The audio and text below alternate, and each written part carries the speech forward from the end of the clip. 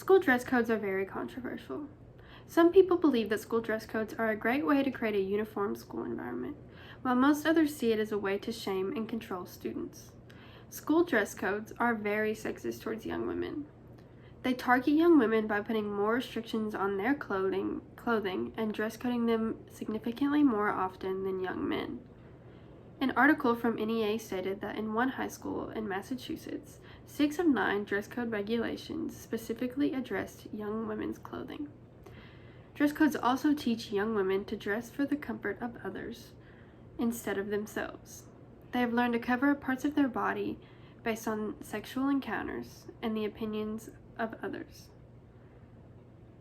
This only teaches young individuals that their bodies are to be sexualized and that some people see them as sexual objects more than they see them as students.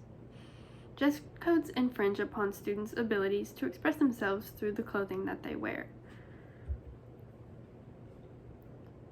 Tinker vs. Des Moines, which was a 1969 Supreme Court case following the Vietnam War, gave students the right to dress in accordance with free speech when students showed up with armbands on to protest against the war. Students in poverty don't always have the privilege of perfectly following harsh dress codes.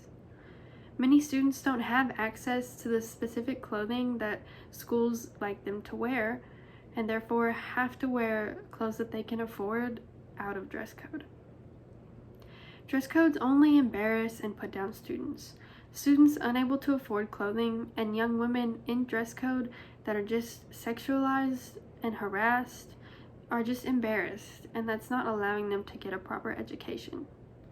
Some argue that dress codes create that distraction-free school environment for students, but not pulling kids out of class and embarrassing them in front of everyone would be the best way to create a distraction-free school environment for every student.